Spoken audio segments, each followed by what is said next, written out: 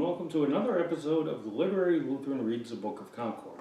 Today we're continuing to go through the Augsburg Confession, and today we will focus solely on Article 23, the marriage of priests. Article 23, the marriage of priests. Underlying the issue of forced priestly celibacy, as with other abuses arising in the Church, is the authority of the Church to command and forbid something not mentioned in Scripture. The Lutherans maintain that the Church has no authority from God to command what he has not commanded, nor to forbid what he has not forbidden. The Bible clearly teaches that the Apostle Peter had a wife. This example should have served as convincing proof that priestly marriages were God-pleasing. That there are men who are given the gift of chastity is affirmed, but the view that the Church can and should forbid all who wish to be priests from marrying is resoundingly rejected. Marriage is a gift from God to be received with thanksgiving both by lay people and clergy. To suggest otherwise is to introduce a teaching of the evil one into the Church. Complaints about unchaste priests are common.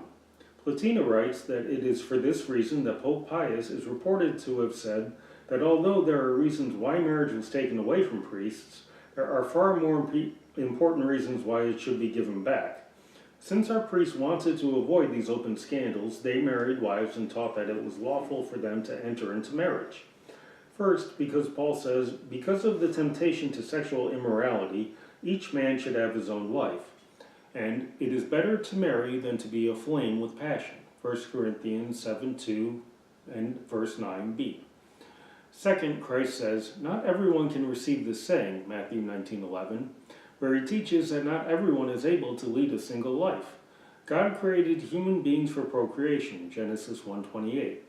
It is not within a person's power without God giving a unique gift to change this creation.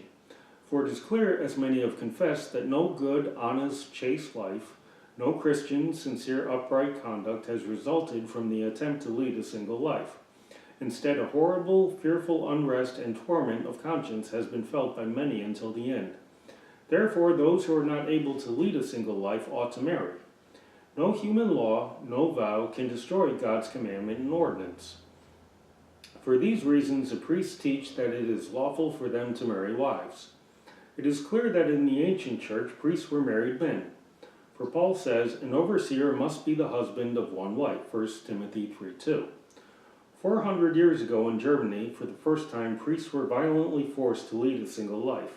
They offered such resistance that when the Archbishop of Mainz was about to publish the Pope's decree about celibacy, he was almost killed in a riot by enraged priests.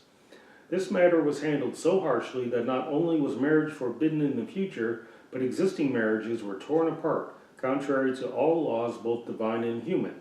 This was even contrary to canon law itself, as made by not only popes, but also by the most celebrated synods.